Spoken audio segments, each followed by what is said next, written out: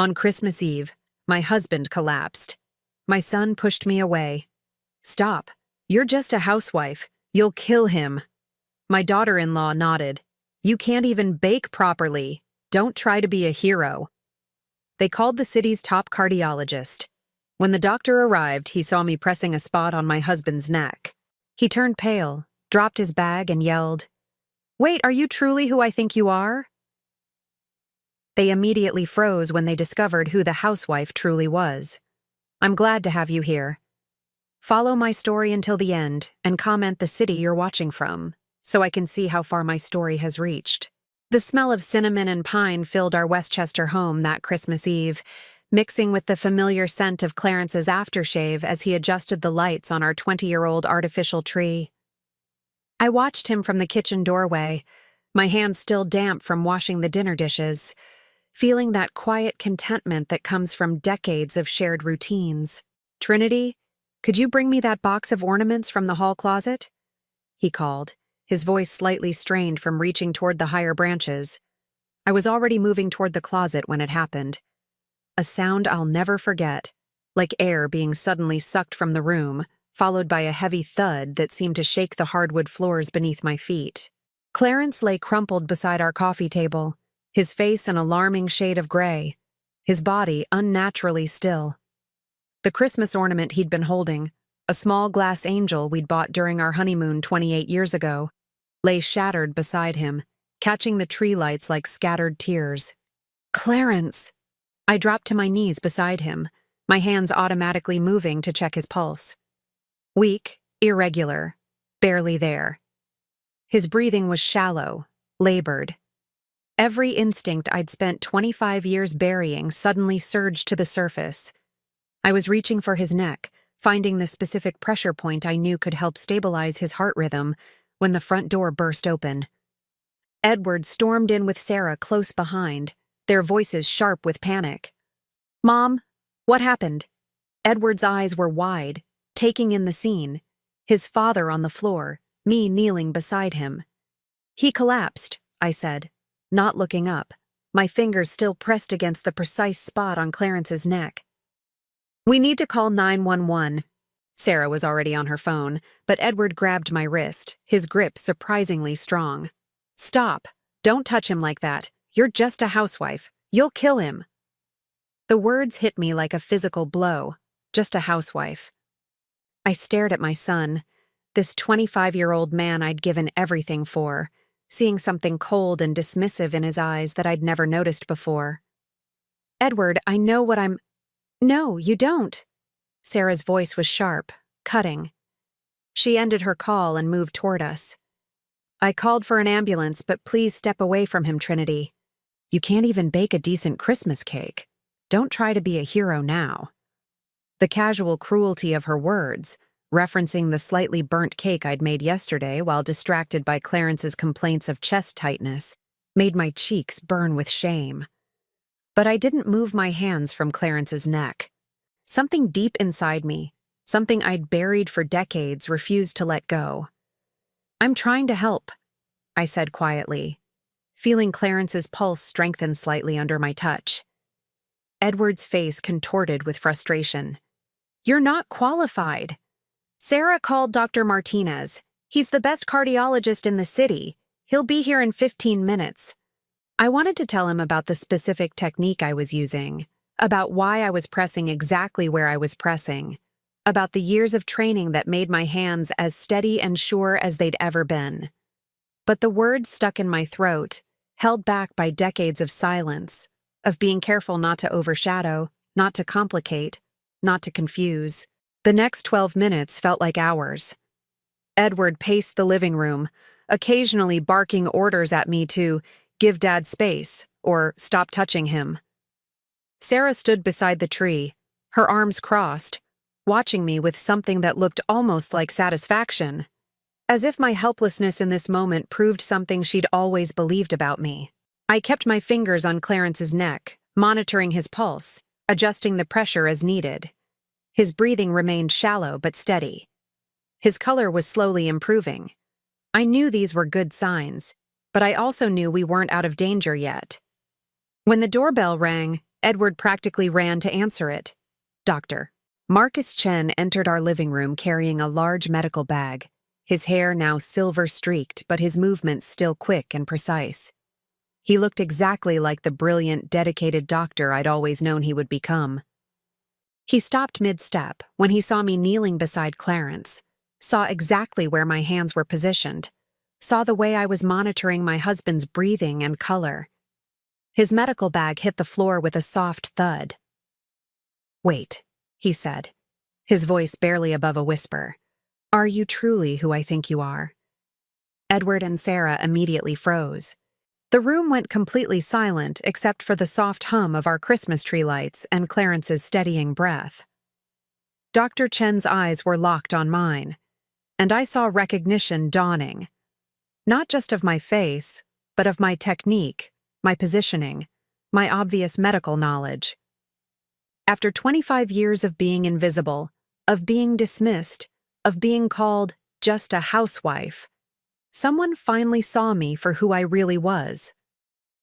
My hands trembled slightly against Clarence's neck, and I felt 30 years of buried identity struggling to surface. Edward was staring at Dr. Chen with confusion, then looking back at me as if he'd never seen me before. Sarah's confident smirk had vanished completely. "Dr. Thompson," Marcus said softly, and the title felt like coming home after a lifetime of exile. "Is it really you?" The silence that followed was deafening. In that moment, kneeling on my living room floor with my husband's life literally in my hands, I realized that my carefully constructed life of invisibility was about to crumble. And I wasn't sure if I was terrified or relieved. Edward's voice cut through the tension, sharp and demanding. "What the hell is going on here? Who is Dr. Thompson?" I looked up at my son, this man I'd sacrificed everything for, and saw a stranger. Someone who'd never bothered to ask about my life before he was born, who'd never wondered why medical terminology came so naturally to me, who'd never questioned why I always knew exactly what to do in health emergencies. The Christmas lights twinkled innocently above us, casting shadows across a scene that would change everything. Clarence stirred slightly under my hands, his pulse growing stronger, and I realized that while I might be saving his life tonight, I was about to lose the quiet, uncomplicated existence I'd built for the past 25 years. The ambulance arrived within minutes, their red and blue lights painting our quiet suburban street in urgent colors. As the paramedics worked on Clarence, stabilizing him for transport, Dr. Chen pulled me aside into our kitchen. The familiar space, with its worn marble countertops and the persistent tick of our grandmother clock, suddenly felt foreign, as if I were seeing it through someone else's eyes. "Trinity Thompson," Marcus said, his voice filled with something between wonder and disbelief. "Professor Thompson, I never forgot what you did for me." Edward appeared in the doorway, his face flushed with confusion and growing anger. "Professor? Mom? What is he talking about?" I could feel Sarah hovering behind him, her earlier smugness replaced by wariness. The comfortable narrative they'd built about me, the simple housewife who couldn't even manage a Christmas cake properly, was beginning to crack. "Your mother, Dr. Chen said, turning to face Edward, was the most brilliant professor I ever had at Columbia Medical School. She literally saved my career." The words hung in the air like smoke. Edward's mouth opened, then closed, then opened again. "That's impossible. Mom was never a professor. She's always been a housewife," I finished quietly. "Yes, I know what I've always been to you." Dr. Chen's expression softened as he looked at me. "You taught advanced cardiology and research methods, 1993 through 1998. You were the youngest female professor to receive tenure in the department's history." I felt exposed, as if 25 years of careful camouflage had been stripped away in an instant. Sarah pushed past Edward, her eyes narrow. "This is ridiculous. Trinity barely finished high school." "Actually," Dr. Chen said, his voice gaining strength, Dr. Thompson graduated summa cum laude from Harvard Medical School in 1989. She completed her residency in cardiology at Massachusetts General Hospital and published 12 groundbreaking papers on pediatric heart surgery before she was 30. The silence that followed was different from the earlier quiet of medical emergency. This was the silence of a world shifting on its axis, of long-held beliefs crumbling into dust. Edward slumped against the kitchen door frame. "Why didn't you ever tell me?" The question cut deeper than his earlier dismissal. How could I explain 25 years of silence? How could I tell him that I'd buried the most important part of myself so completely that sometimes I forgot she ever existed? "Because," I said slowly, "you needed a mother, not a doctor." "Doctor." Chen stepped forward, his eyes bright with memory. "Edward, your mother didn't just teach medicine. She transformed lives. When I started medical school, everyone thought I was hopeless. The other professors, my classmates, even the administration suggested I consider switching majors." "Why?" Sarah asked, despite herself. "I'm autistic," Dr. Chen said simply. "In the early 1990s, there wasn't much understanding or accommodation for people like me. I had trouble with social interactions, with reading facial expressions, with understanding the unspoken rules of medical hierarchy. I was brilliant with the science, but I couldn't navigate the human elements." He paused, his gaze returning to me. "Everyone gave up on me except Professor Thompson. She saw past my social awkwardness to my potential. She spent countless hours teaching me not just medicine, but how to connect with patients, how to work with colleagues, how to survive in a profession that seemed designed to exclude people like me." I remembered those sessions so clearly. Marcus sitting in my office after hours, his shoulders tense with frustration, his brilliant mind trapped behind social barriers that seemed insurmountable. I'd seen something in him that others missed. A capacity for empathy that ran deeper than conventional social skills, a dedication to healing that was pure and uncompromising. "She didn't just teach me," Dr. Chen continued. "She protected me. When other faculty members tried to have me dismissed, she fought for me. When students mocked me, she created safe spaces for me to learn. When I doubted myself, she reminded me why I wanted to become a doctor in the first place." Edward was staring at me as if I were a stranger. "You never mentioned any of this. Not once in 25 years. "You never asked," I said, the words slipping out before I could stop them. The truth of it settled over us like dust. All these years, Edward had seen me as a simple housewife because that's all he'd ever looked for. He'd never wondered about my education, my dreams, my life before he was born. I'd become so good at being invisible that I'd convinced my own son I'd never been anything else. Sarah's voice cut through the moment, sharp with defensive anger. "Well, if you were so brilliant, why did you give it all up? Why become a housewife if you were some hotshot professor?" Dr. Chen and I exchanged a glance. He didn't know the whole story. Couldn't know about Edward's condition, about the choice I'd been forced to make. But I could see in his eyes that he understood there was more to tell. "Sometimes," I said carefully, "we make sacrifices for the people we love." The paramedics called from the living room. They were ready to transport Clarence to the hospital. As we gathered our coats and followed the stretcher outside, Dr. Chen fell into step beside me. "I need to ask," he said quietly, so only I could hear. "That technique you were using on Clarence's neck, the carotid pressure point manipulation, that's not something a layperson would know." I glanced ahead at Edward and Sarah, who were climbing into Edward's car. "I may have given up practicing medicine, Marcus, but I never stopped being a doctor." He nodded slowly. "I had a feeling. The way you assessed his condition, the precision of your hand placement, it was textbook perfect. Better than textbook, actually. You saved his life tonight, you know." "We both did," I replied. At the hospital, as Clarence was wheeled into the cardiac unit for observation, Edward finally confronted me directly. "Mom, I need to understand this. If you were really a professor, if you had this whole other life, why didn't you ever tell me? Why let me think you were just a housewife? I finished. Just someone who burned Christmas cakes and couldn't be trusted in a medical emergency.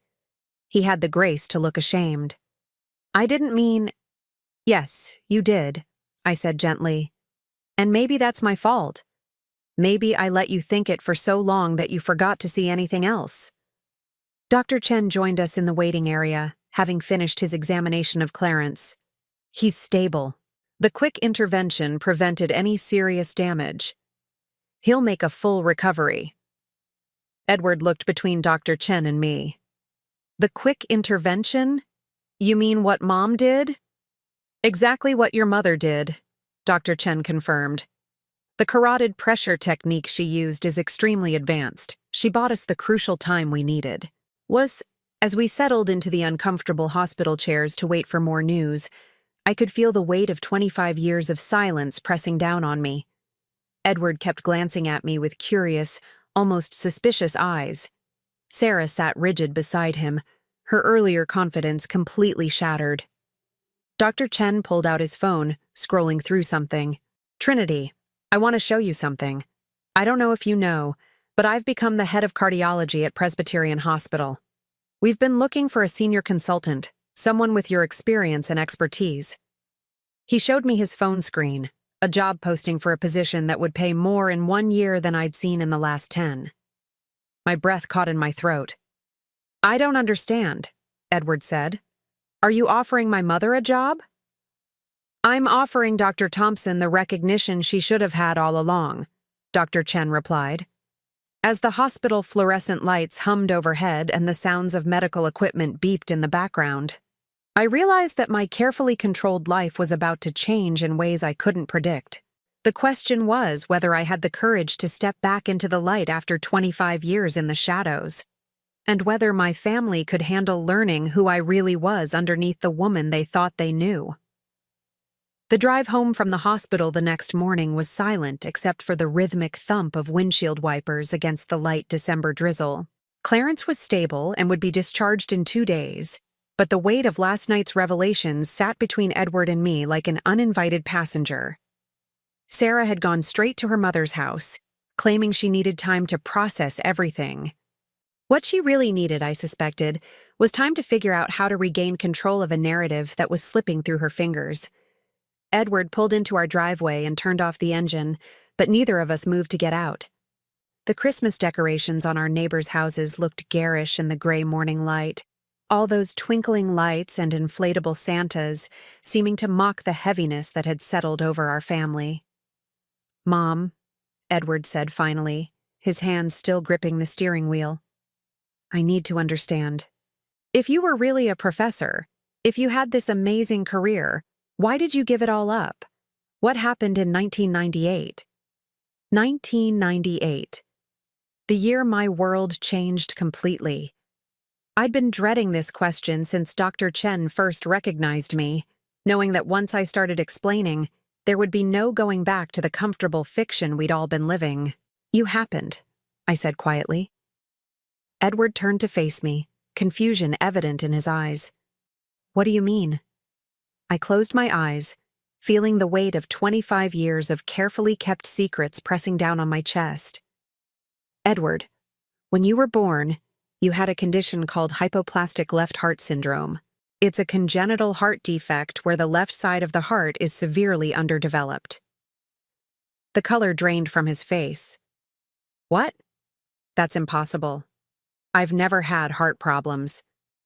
You don't have heart problems now because of 3 surgeries you had as an infant, and because I've been monitoring your condition every single day of your life since then. We sat in the car as I told him the truth he'd never known. How he'd been born blue and barely breathing. How the doctors had given him a 30% chance of survival even with immediate surgery. How I'd held his tiny body in the NICU, feeling his irregular heartbeat against my chest, knowing that his life hung by the thinnest of threads. The surgeries were successful, I continued, watching his face carefully for signs of the distress that cardiac patients sometimes experienced when learning about their condition. But you needed constant monitoring. Your heart rhythm, your oxygen levels, your activity tolerance. Everything had to be watched. The doctor said you'd need a parent with medical knowledge to catch any complications early. Edward's voice was barely a whisper. So you quit your job? I didn't just quit my job, Edward. I quit my life. The words came out harsher than I'd intended, carrying decades of suppressed grief. I was 3 months away from being named department head at Columbia. I had a research grant worth $400,000 studying minimally invasive pediatric cardiac procedures. I had a book deal, speaking engagements lined up across the country. I was going to change how children with heart conditions were treated. He stared at me, his breath coming in short gasps that immediately triggered my maternal alarm. Even now, 25 years later, I could read the signs of cardiac distress in his body language. Slow your breathing, I said automatically. In through your nose, out through your mouth. Count to 4 on each exhale. He followed my instructions without question, the way he had 1,000 times before during childhood episodes he'd never understood were cardiac-related. As his breathing normalized, I could see him starting to piece together memories he'd never fully examined. Those times when I was little, he said slowly. When you'd make me rest in the middle of playing. When you'd check my pulse when you thought I wasn't looking. When you'd wake up in the night and come into my room. You were born with one functional ventricle, Edward. Even after the surgeries, your heart had to work 3 times as hard as a normal heart. Every fever could have triggered arrhythmia. Every playground fall could have disrupted your surgical repairs. Every growth spurt changed your cardiac output. I watched him process this, seeing the child I'd protected so carefully now, understanding the scope of that protection for the first time. But I played sports in high school, he protested. I ran track. I played basketball. Because I monitored your heart rate during every practice, charted your recovery times, adjusted your training schedule to account for your cardiac load. Do you remember how I always showed up early to pick you up? How I always had those energy drinks waiting for you? His eyes widened. Those weren't energy drinks. Electrolyte solutions specifically formulated for cardiac patients. And those vitamins I made you take every morning were actually ACE inhibitors and beta blockers, dosages I calculated based on your weight and cardiac function. Edward got out of the car abruptly and started walking toward the house, then stopped in the middle of our front walkway. When he turned back to me, there were tears in his eyes. You've been treating me my entire life, and I never knew. That was the point, I said, getting out to join him. You needed to believe you were normal, that your life wasn't limited by your condition. If you'd grown up knowing you had a heart defect, you would have lived afraid. But the cost, he whispered. You gave up everything. I thought about the night I'd made that decision, sitting in the NICU with his 2-week-old body hooked up to monitors and machines, watching his tiny chest rise and fall with mechanical assistance. The head of pediatric cardiology at Columbia had been brutally honest. Edward would need specialized care for years, possibly his entire life. I could hire nurses, but no one would watch him with the vigilance of a mother who was also a trained cardiologist. I didn't give up everything, I said. I chose what mattered most. We went inside, and Edward immediately headed for the stairs. Where are you going? The attic, he said. If you really were a professor, if you really had this whole career, there has to be evidence somewhere. I followed him up, my heart pounding with anxiety. I'd stored everything from my previous life in boxes in the far corner of the attic, under old Christmas decorations and forgotten furniture. I'd told myself I was preserving memories, but really, I'd been preserving a person, the woman I used to be before I became just Edward's mother. He found the boxes easily, as if he'd always known where to look. Inside were my diplomas, my medical licenses, copies of my published research papers, photos from medical conferences, and thank you letters from former students. Edward handled each item carefully, reverently, as if he were discovering archaeological artifacts. Dr. Trinity Thompson, Assistant Professor of Cardiology, he read from one diploma. Harvard Medical School, summa cum laude. He looked up at me. You graduated first in your class. Second, I corrected, but close enough. He found a photo from my last faculty party at Columbia. Me, in a professional suit, surrounded by colleagues, obviously respected and valued. The woman in that photo looked confident, accomplished, fulfilled. She looked nothing like the tired housewife who'd been dismissed in her own living room just 24 hours ago. This research paper, Edward said, holding up a journal article I'd published in 1997. It's about surgical techniques for infants with hypoplastic left heart syndrome. My throat tightened. I was working on that when you were born. All my research suddenly became very personal. Edward sat heavily on an old trunk, my professional life spread around him like fragments of a shattered mirror. How many surgeries did I have? 3 major ones in your first year, then several smaller procedures to adjust the artificial valves as you grew. The last significant surgery was when you were 7. You probably don't remember it. I told you it was to fix a hernia. I remember that, he said slowly. You stayed in the hospital with me for a week. You never left my side. I was monitoring your recovery personally.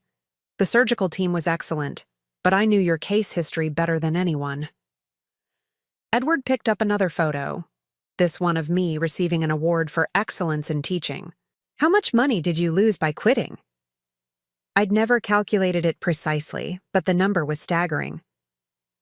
My salary was about $80,000 a year in 1998. With the research grants, speaking fees, and consulting work, I was probably making close to $120,000 annually. Over 25 years, Edward said, doing the math. That's millions of dollars. Money I never needed, I said firmly. You were more important than any career, any recognition, any amount of financial success. But even as I said it, I could feel the weight of those lost years pressing down on me. The research I never completed, the students I never taught, the lives I might have saved if I'd continued developing new surgical techniques. I'd made the right choice for Edward, but it had cost me more than just money. It had cost me my identity, my purpose, my sense of self-worth. Edward was quiet for a long time, sifting through the evidence of who I used to be. Finally, he looked up at me with something I'd never seen in his eyes before. Respect mixed with guilt and a kind of awe that made my chest tighten with emotion. Mom, he said, his voice thick with emotion. I owe you an apology that I don't think I can ever make adequately. Before I could respond, we heard Sarah's voice downstairs, sharp and angry, calling Edward's name. She'd returned, and from the tone of her voice, she wasn't ready to accept the new reality any more gracefully than she'd handled the revelations at the hospital. We should go down, Edward said, but he made no move to pack up my old life scattered across the attic floor. As we headed downstairs, I realized that opening these boxes had done more than just reveal my past to Edward. It had reminded me of who I used to be underneath all the years of quiet sacrifice. And for the first time in 25 years, I wasn't sure I was ready to pack that woman away again. Sarah stood in our living room with her arms crossed, her perfectly styled blonde hair catching the afternoon light filtering through our front windows. She'd changed clothes since leaving the hospital. Gone was the casual sweater she'd worn yesterday, replaced by a designer outfit that probably cost more than our monthly grocery budget. Everything about her posture screamed defensive aggression. Edward, we need to talk, she said, barely glancing at me. Privately. No, Edward said, surprising both of us. Whatever you have to say can be said in front of Mom. Sarah's carefully controlled expression flickered. This is about our future, our family plans. Your mother doesn't need to be involved in everything. The casual dismissal, your mother doesn't need to be involved, hit me like a familiar slap. How many times over the years had Sarah made similar comments, subtly excluding me from decisions about my own son's life? Actually, Edward said, settling into his father's armchair, I think she's been more involved in my life than I ever realized. Sarah's eyes narrowed. What's that supposed to mean? Edward looked at me, then back at his wife. Did you know I had heart surgery as a baby? What? No, that's ridiculous. You've never had heart problems. Sarah laughed, but there was an edge to it. Edward, you're being dramatic. 3 major surgeries before I was 1 year old, Edward continued. Constant medical monitoring throughout my childhood. Specialized medications disguised as vitamins. Mom gave up her entire medical career to take care of me. Sarah went very still. Medical career? Edward, your mother never had a medical career. She barely graduated high school. I watched Sarah's face carefully, looking for the surprise and confusion that should have accompanied this revelation. Instead, I saw something else, a brief flicker of panic, quickly suppressed. She was a professor at Columbia Medical School, Edward said. A published researcher, department head candidate. She gave it all up when I was born. Sarah's laugh was forced, artificial. That's impossible. I would have known. In 8 years of marriage, something like that would have come up. But there was something in her voice, a quality I'd heard before but never quite identified. It was the sound of someone working very hard to maintain a lie.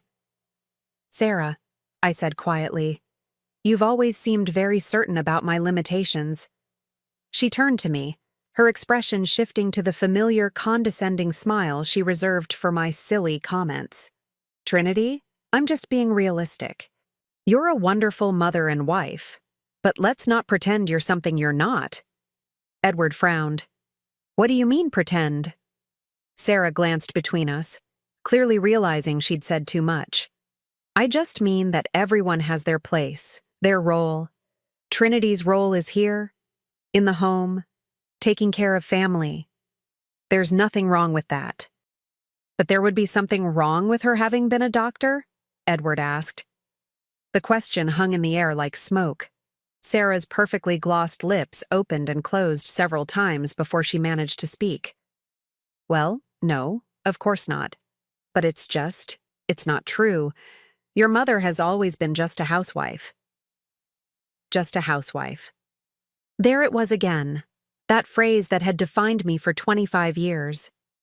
But this time, hearing it from Sarah's lips, I heard something else underneath it. Relief. Sarah, I said carefully, you seem very invested in maintaining a particular image of who I am. I'm invested in reality, she snapped. I'm invested in not letting you confuse Edward with these ridiculous fantasies. Edward stood up abruptly. Fantasies? I just spent 2 hours going through Mom's diplomas, her research papers, photos from medical conferences. Are you saying those are fake? Sarah's composure was cracking. I'm saying that people can buy fake diplomas online. People can Photoshop themselves into pictures. People can create elaborate lies when they're desperate for attention. The accusation hit me like a physical blow, but before I could respond, Edward was moving toward the stairs. Come with me, he said to Sarah. I want you to see something. I followed them back up to the attic, where my professional life still lay scattered across the floor. Edward picked up my medical license, the original, with raised seals and official signatures. This is fake? He asked, handing it to Sarah. Sarah examined it, her hands trembling slightly. Well, no, but how about this? Edward held up a photo of me with Dr. Chen and 3 other faculty members at a cardiology symposium. Did Mom Photoshop herself into a picture with the man who treated Dad last night? Sarah stared at the photo, her face growing pale. I don't understand how... Or this? Edward picked up a thank you letter from a former student, dated 1997. Did Mom forge this too? And this one? And this stack of 50 others? With each piece of evidence, Sarah seemed to shrink smaller. But instead of the surprise and apology I might have expected, her expression was hardening into something cold and calculating. Fine, she said finally. Maybe you did have some kind of career once, but you gave it up, didn't you? You chose to be a housewife. You chose this life. Because Edward needed... I began. Because you couldn't handle the pressure, Sarah interrupted. Because when things got difficult, you took the easy way out. Edward's face darkened. Easy way out? Sarah, she sacrificed everything to save my life. Did she? Sarah's voice was rising now, her careful facade completely abandoned. Or did she use your condition as an excuse to quit when she realized she wasn't as good as she thought she was? The cruelty of the accusation took my breath away, but before I could respond, Edward was speaking, his voice dangerously quiet. What did you just say? Sarah seemed to realize she'd gone too far, but instead of backing down, she doubled down. I'm just saying that people sometimes exaggerate their past accomplishments when their current life feels disappointing. Maybe your mother had some minor teaching position, maybe she helped with some research, but this whole brilliant professor story? It's probably embellished. Get out, Edward said. What? Get out of my house. Get out of my parents' house. Get out now. Sarah's eyes widened. Edward, you're overreacting. I'm just trying to protect you from… From what? From learning that my mother is an extraordinary woman who gave up everything for me? From discovering that I've been treating her like garbage for years based on your constant subtle undermining? The word undermining hit me like revelation. Suddenly, years of seemingly innocent comments from Sarah came into sharp focus. Her surprise whenever I demonstrated any knowledge or capability, her quick dismissals of my opinions on medical matters, her habit of redirecting conversations whenever my past might come up naturally. Sarah, I said slowly, how long have you known? She went very still. Known what? About my background, about my education and career. I don't know what you mean. But Edward was already moving, pulling out his phone. I'm going to call my cousin Rachel. Remember her? She works in human resources at Columbia Medical School. Let's see what their records show about Dr. Trinity Thompson. Edward, wait! Sarah's composure cracked completely. Fine. Yes, I knew. The admission hung in the air like a confession. How long? Edward demanded. Sarah's shoulders sagged. Since before we got married. I was doing research on your family for the wedding planning, and I found some old articles online about your mother's work at Columbia. 8 years. She'd known for 8 years and had never said a word. Worse than that, she'd actively worked to reinforce the image of me as incapable, limited, just a housewife. Why? I asked, though I was beginning to understand. Sarah's mask was completely gone now, revealing something ugly and insecure underneath. Because you already had too much influence over Edward. He respected you, looked up to you. If he'd known you were this brilliant doctor who'd sacrificed everything for him, I never would have been able to build my own life with him. The truth was stunning in its calculated cruelty. For 8 years, Sarah had deliberately maintained my invisibility because my true identity threatened her control over Edward. You wanted him to see me as weak, I said. I wanted him to see you as human, Sarah shot back. Not as some saint who gave up everything. That's a lot of pressure to put on a person, knowing their mother sacrificed her whole career for them. Edward's voice was barely controlled. So you spent 8 years making sure my mother felt worthless so that I wouldn't feel guilty? I spent 8 years protecting our marriage, Sarah said. And it worked, didn't it? We've been happy. Happy? Edward looked at her as if seeing her clearly for the first time. We've been happy because you systematically destroyed my relationship with my mother? Because you made me believe she was incompetent and useless? Sarah's face crumpled slightly, but her voice remained defiant. She chose to give up her career. She chose to become a housewife. I just helped maintain the boundaries she'd already established. By making sure those boundaries became a prison, I said quietly. The three of us stood among the scattered evidence of my former life, the weight of 8 years of deception settling over us like dust. I thought about all the times Sarah had discouraged Edward from asking about my thoughts on medical news, all the times she'd redirected conversations when my knowledge might have shone through, all the times she'd reinforced the image of me as simple, limited, just a housewife. I need you to leave, Edward said to Sarah, his voice hollow. I need you to pack your things and go stay somewhere else while I figure out what this means for our marriage. Sarah's eyes filled with tears, the first genuine emotion I'd seen from her. Edward, please. I love you. I was just trying to protect what we had. By destroying my relationship with my mother, Edward said. By making me complicit in treating her like she was worthless for 8 years. As Sarah gathered her purse and coat, moving with the defeated posture of someone whose careful construction had collapsed completely, I felt something I hadn't experienced in decades: clarity. The woman I used to be, the confident, accomplished professor, was still there, buried under years of deliberate diminishment, and maybe, just maybe, it was time to let her breathe again. Dr. Chen's call came 3 days after Christmas, while I was sitting in Clarence's hospital room watching him sleep peacefully, his heart monitor showing the steady, strong rhythm that his medication had restored. Edward had gone home to shower and change clothes. He'd barely left the hospital since Sarah moved out, as if he was afraid that leaving me alone might somehow make me disappear too. Trinity. Dr. Chen's voice was warm but professional through my phone. I hope I'm not calling at a bad time. How is Clarence doing? Much better, thank you.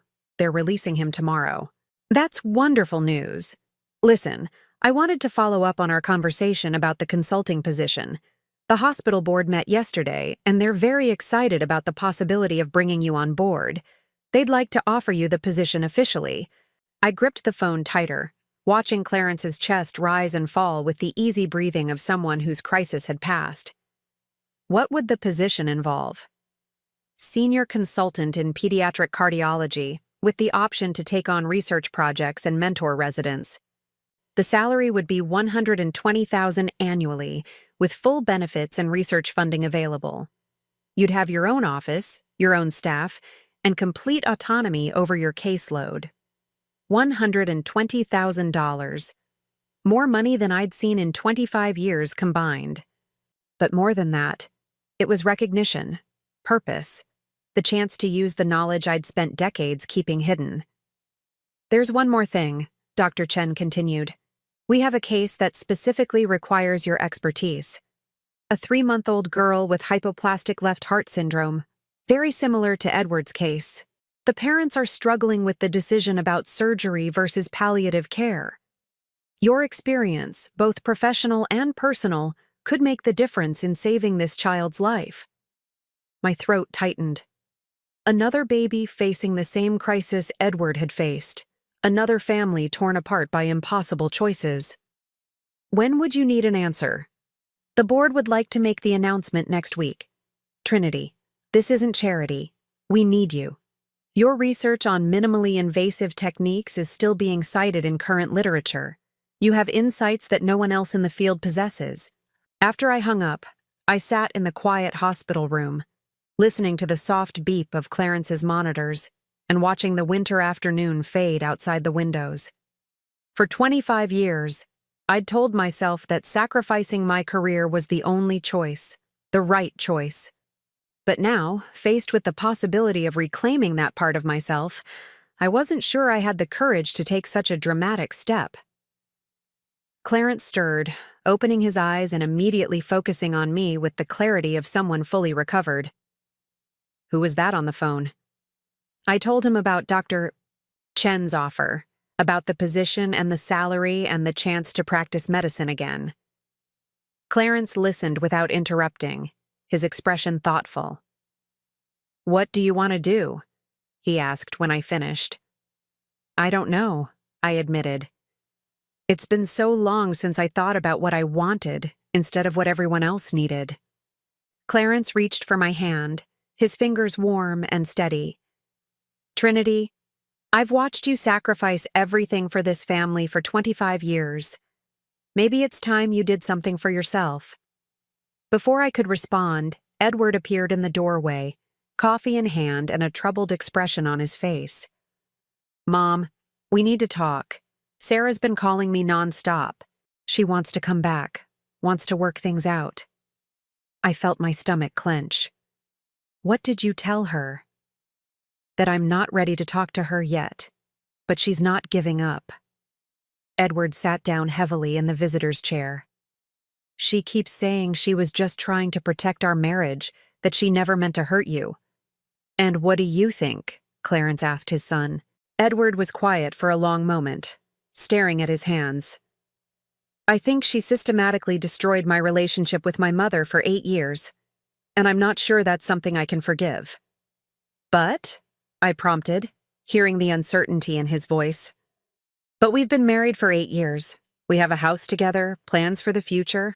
Am I supposed to throw all that away because she made a mistake? I looked at my son, this man who'd spent his entire life not knowing how precarious his existence had been, not understanding the depth of love that had kept him alive. Even now, with the full truth revealed, he was struggling to navigate the complex emotions of betrayal and loyalty. Edward, I said gently, this wasn't a mistake. This was a deliberate, sustained campaign to keep you from knowing who I really was. The question you need to ask yourself is, can you trust someone who worked so hard to manipulate your relationships? Before he could answer, my phone buzzed with a text message. Sarah. Trinity, please call me. We need to talk. I know I hurt you, but I love Edward. I love this family. There has to be a way to fix this. I showed the message to Edward, who sighed deeply. She's been sending me messages like that all morning. Are you considering reconciliation? Clarence asked. Edward rubbed his temples. I don't know what I'm considering. Everything I thought I knew about my life has been turned upside down in the past week. My phone rang, Sarah's number. After a moment's hesitation, I answered. Trinity, thank God. Sarah's voice was thick with tears. Please, I need to explain. I need you to understand why I did what I did. I understand perfectly, I said. You were threatened by my relationship with Edward, so you made sure he saw me as incompetent and useless. No, that's not... Sarah's voice cracked.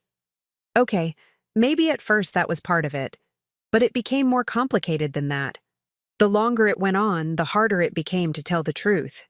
How do you suddenly announce that your mother-in-law is actually a brilliant doctor when you've spent years reinforcing the opposite?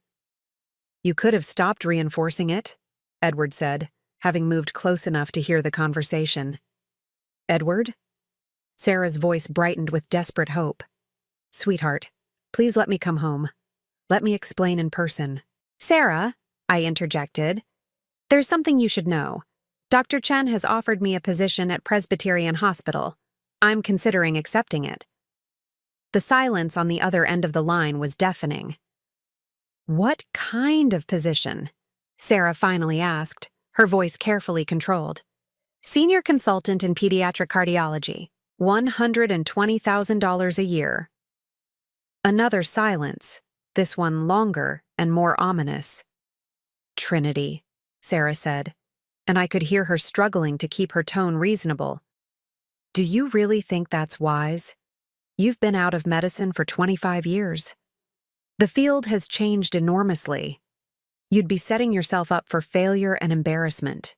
Actually, Edward said, his voice hard, Mom has been practicing medicine every day for 25 years. She's been managing my cardiac condition with more skill than most cardiologists. But in a real hospital setting, with real responsibilities. Sarah, I interrupted, feeling a surge of the confidence I'd buried for decades. I graduated second in my class from Harvard Medical School.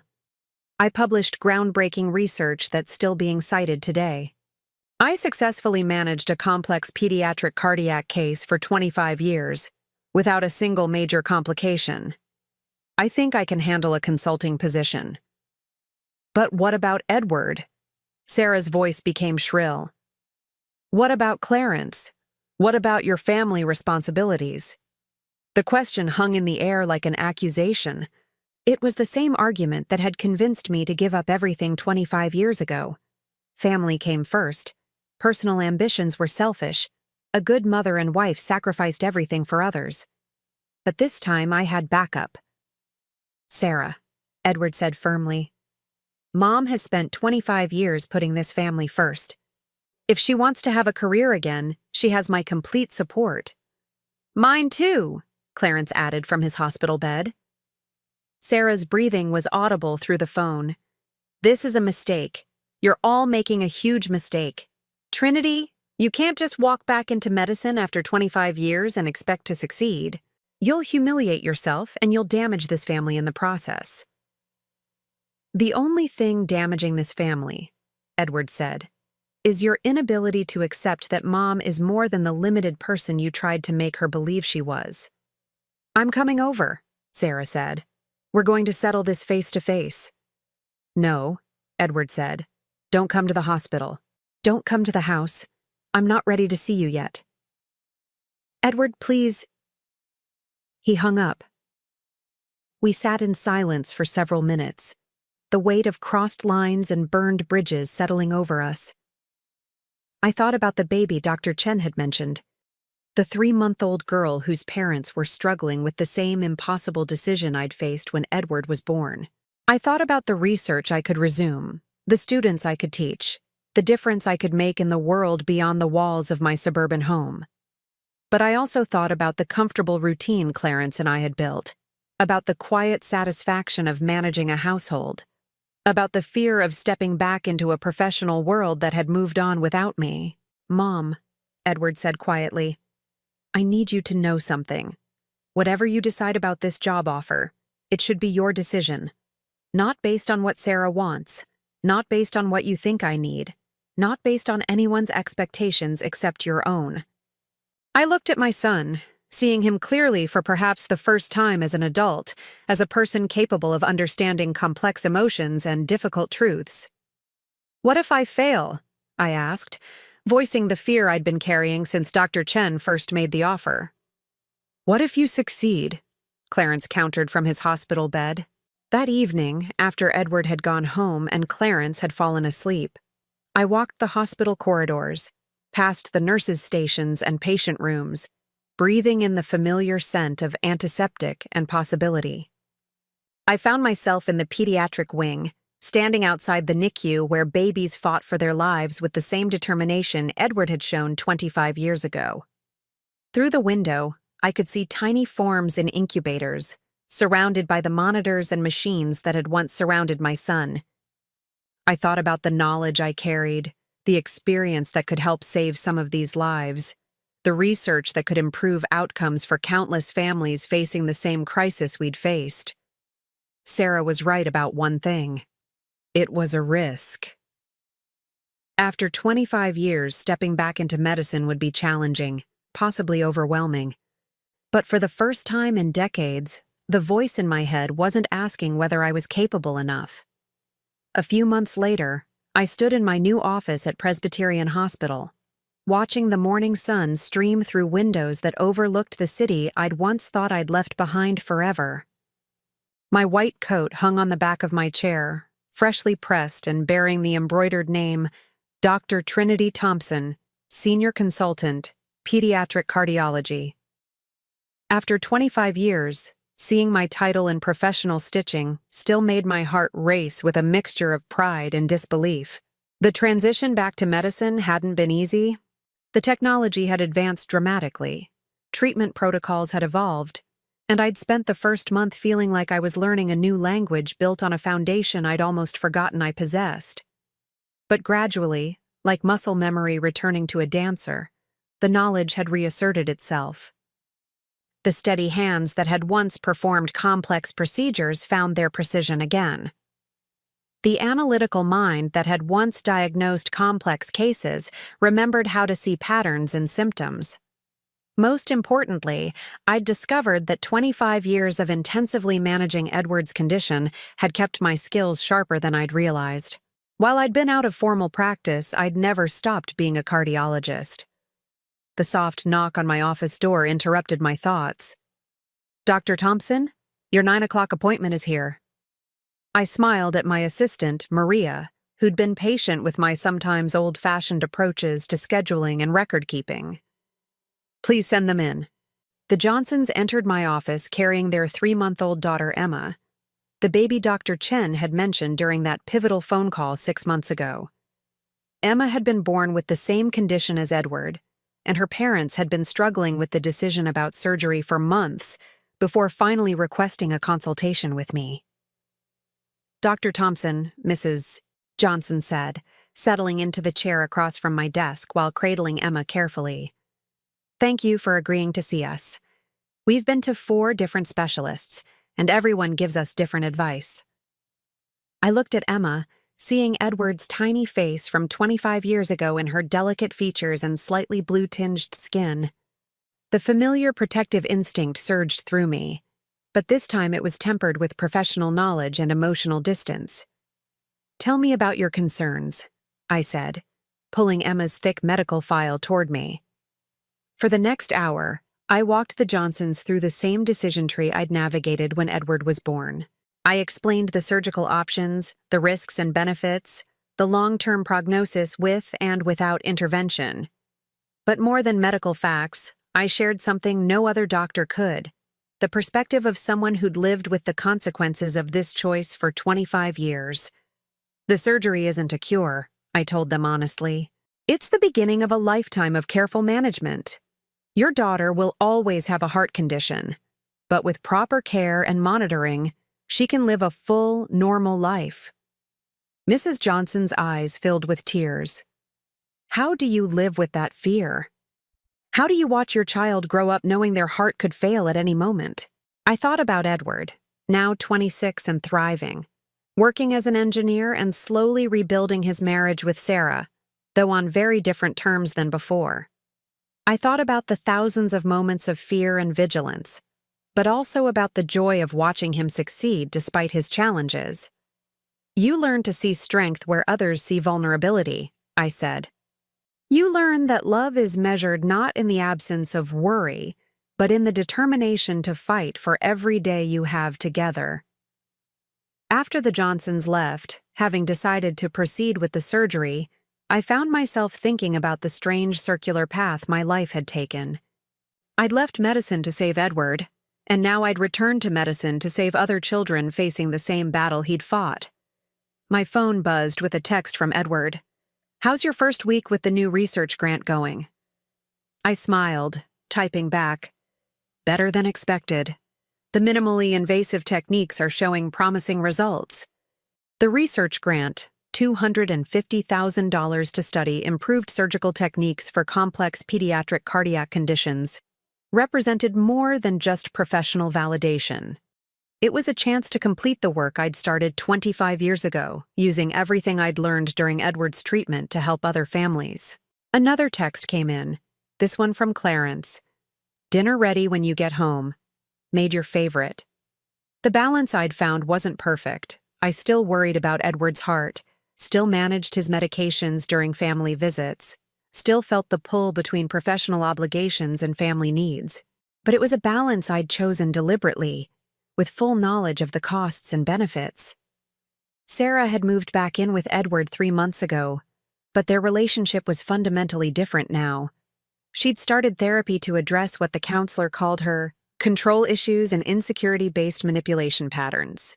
And more importantly, she'd apologized to me, not the quick surface apology she'd offered initially, but a deep acknowledgement of the damage her actions had caused. "I was afraid," she'd told me during an awkward coffee meeting in February. "I was afraid that if Edward knew how extraordinary you were, he'd realize how ordinary I was." It wasn't forgiveness exactly, but it was understanding.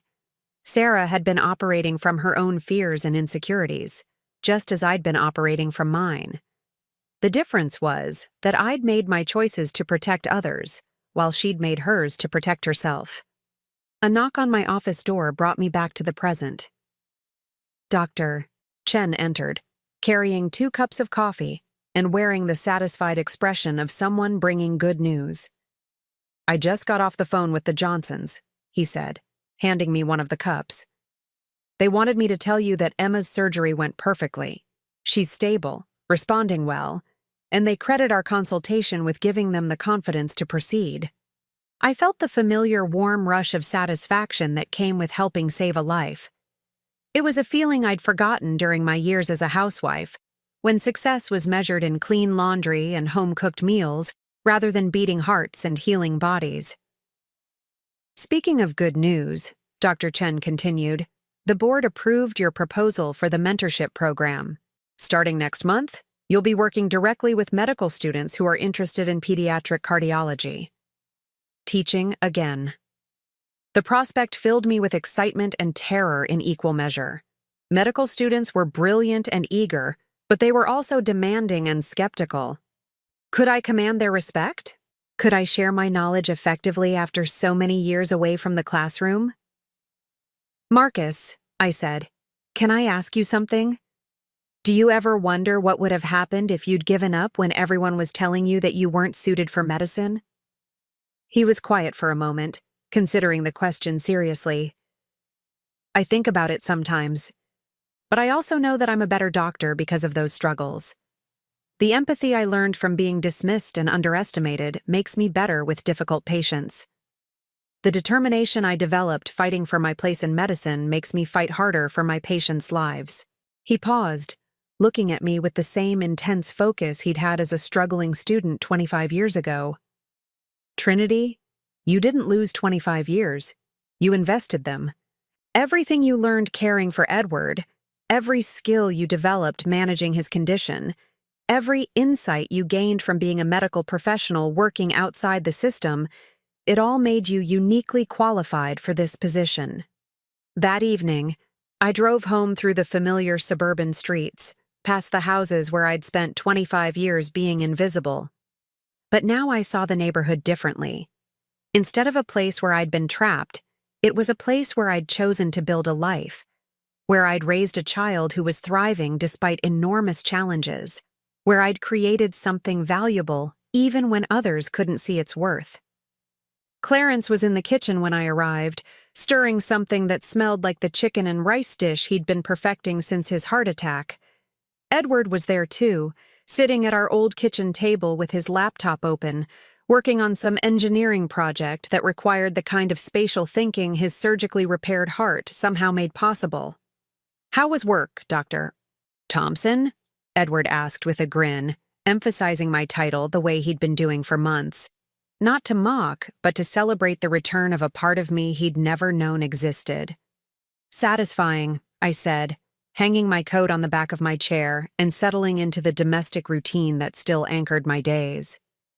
I helped a family make a decision about their baby's heart surgery. The same kind Edward had? Clarence asked, not looking up from his stirring. Exactly the same. And because of everything I learned taking care of Edward, I could give them hope along with medical facts. Edward looked up from his laptop. So, my heart condition actually helped you help someone else?